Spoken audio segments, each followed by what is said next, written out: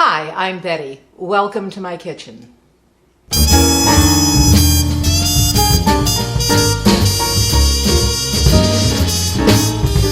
What we know as Irish soda bread would be unknown in Ireland, although possibly it has made the trip back across the Atlantic by now. Original Irish soda bread was in a very plain bread consisting basically of flour, baking soda, and a little butter. Today, of course, we've added raisins and caraway seeds and some sugar, and it does make a delectable bread. I hope you'll enjoy this recipe. The ingredients for this soda bread are 3 cups of flour, 3 tablespoons of sugar, a teaspoon of baking soda, a teaspoon of salt, 3 tablespoons of cold unsalted butter cut into smallish pieces, about 3/4 of a cup of raisins, a tablespoon of caraway seeds, and a 1.5 cups of buttermilk. I'm not using commercial buttermilk because I don't have any on hand. Instead, I'm using buttermilk powder, which is readily available in most grocery stores. And the measurements are 1 tablespoon of powder to each 1/4 cup of liquid. I've added all the dry ingredients, including the buttermilk powder, and now I'm just going to give this a whisk to blend everything.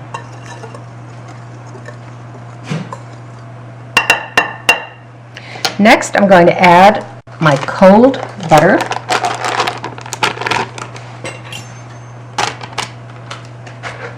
And I'll use my pastry blender to cut it in.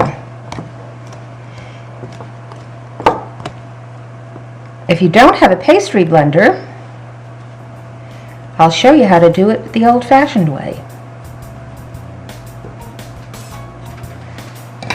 which is simply using your fingers and sort of squeezing the butter into flakes. This method I use for making pie crust also, or biscuits, or scones, or as the English say, scones. Just keep mixing. You fluff it up and get the bigger lumps of butter to the top. This tends to give you nice flakes too, instead of little lumps of butter. And flakiness produces layers, which make for a light baked product.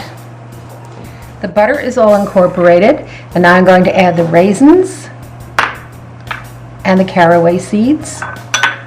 Just give that a stir to coat everything with a little bit of flour. I'm going to make a well in the center and start adding my milk. I'm going to pour in most of this, and we'll check the consistency, and if more liquid is needed, we'll add that at the end.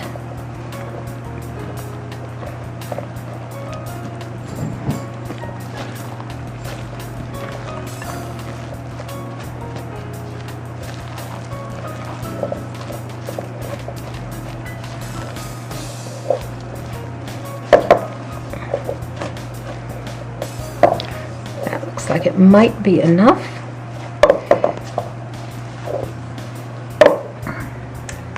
I can see there's still some dry ingredients on the bottom, so I'll add just about another tablespoon or so of this liquid and get the last of these floury crumbs incorporated.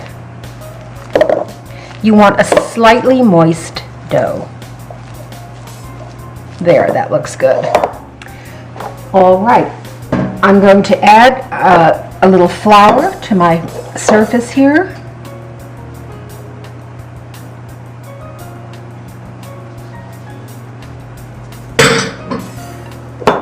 And I'm going to turn the dough out. All right, I've emptied the dough out of the bowl onto this floured surface, and I'm just going to knead it a little bit. Just give it a couple of turns. One of the nice things about this bread is that you don't need any equipment really at all to make it. You don't need a mixer or a processor or anything, and as you can see, it goes together very quickly. All right, that feels quite nice. So now I'm just going to take it and pat it out into a nice round, about 8 inches or so. And I've got a baking sheet already lined with parchment paper. And I'll use my bench scraper to loosen this and help me transfer it onto the sheet. Don't need that little extra piece.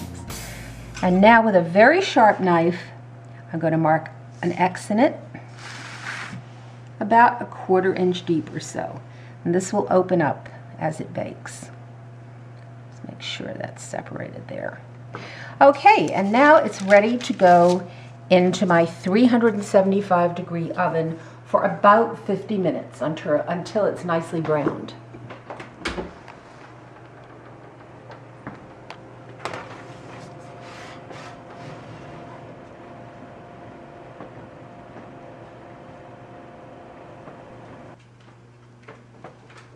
My soda bread has finished baking. It actually only took about 40 minutes. And there you can see it's a beautiful golden brown. I can hardly wait for it to cool off so I can slice it, spread it with some sweet butter, and enjoy it. I hope you'll try this recipe and check my website for a full St. Patrick's Day menu consisting of glazed corned beef, Colcannon cakes, and glazed carrots. Thanks.